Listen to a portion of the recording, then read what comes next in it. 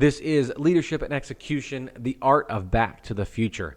All right, so last night I had a monumental moment with my boys. I think it was, put that in memories as being a father. It was a badge of honor. I think I believe it was to watch Back to the Future with my three boys. It was a movie that I grew up with, that I loved. It is one of the all-time best movies. Top 10, hands down. It's a great movie. If you haven't seen it, you need to watch it. And I watched it with my grandmother, and for some reason we started at 3, then watched 2, then 1. I don't know why, maybe because she was crazy, but I think just because it was number 3 was her favorite. The movie is over 30 years old, and it still is good. It's still entertaining. It is still fun, and I hope they never, ever try to remake it or do a reboot. I hope they don't do it because they'll destroy it. I did read that Robert Zemeckis, the director and the writer, said that as long as he's alive, it will never happen because he owns the rights to it. It's 30 years old, and it's still good. It stands the test of time. A lot of movies these days that are garbage, that are crap, and they don't last the box office one weekend, but they don't even last. They won't even last a weekend, let alone a couple of years, 30 years. I mean, it's just not going to happen. But Back to the Future is incredible. Released in 1985. But it was a fun thing to watch the boys get excited about it, have those same feelings. They're on their edge of their seat. They loved it. They laughed with it. I mean, it really, truly stands the test of time. And so it started to make me think about business and my business. And is my business going to be around in 30 years? Are we setting ourselves up to make it last that long? Are you as a business leader and as a business owner, are you making sure that your business is going to be around for your grandkids? That's a fair question. Is it going to be around in 30 years where they're talking about it? Is it something that you want, or is this something a short-term thing? There's ideas I've tried in the past that I couldn't see the end. That maybe it was just it wasn't tried and true. It was maybe just on a whim or something unpopular, and then it fades out.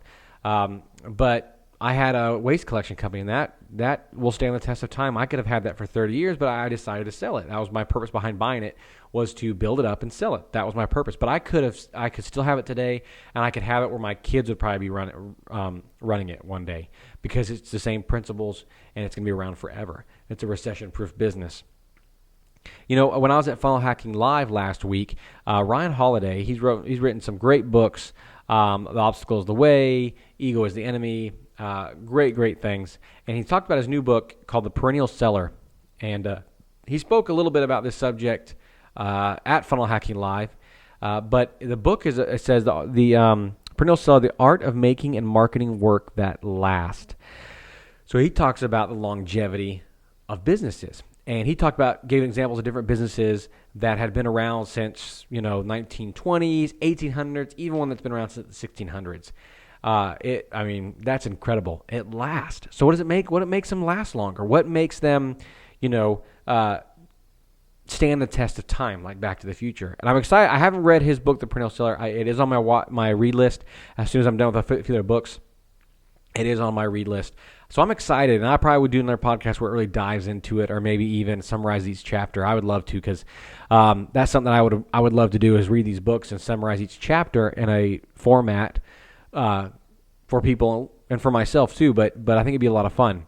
That's the kind of thing. Is our business set on principles that are going to last? Is it going to be around in 20, 30 years? Our principles here at Leadership Execution, the things that we do, are tried and true, right? They are going to be around for 10, 20 years. Our business model may change a little bit. Our tactics and our marketing may change a little bit due to the times, but the principles and the base structure of the frameworks of the business is the same, and it's sturdy, and it will last 20, 30 years, and it will keep going. And we manage it and we run it the right way, it's going to be around forever, because the principles are the same about simplifying your goals, about putting the right habits together and executing on those goals and those habits day in and day out. So it's going to last forever. And if that's what we want, and that's our end goal, we're going to do it. So like Back to the Future, model your business after Back to the Future. Can you see your business structure and the framework and your business and what it's built on? Can you see that being around in 30 years? So that way your grandkids are watching it. Your grandkids are working in the business.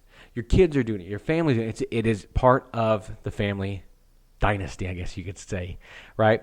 So I'm going to read Perennial Seller. I'll probably do another podcast on it, and I'll talk heavily more about this subject, and maybe we can even dive deeper into, what business is and what makes them last longer, because I'm sure there's some great examples in that book. But just keep that in mind when you're building out your frameworks for your business. Is this going to be around for my grandkids? Can it be, and do I want it to be, right? What's your end goal to it? So anyway, all right, that was just a thought I had last night, and I really enjoyed Back to the Future, and I think I'm going to go ahead and watch number 2, number 3 this weekend.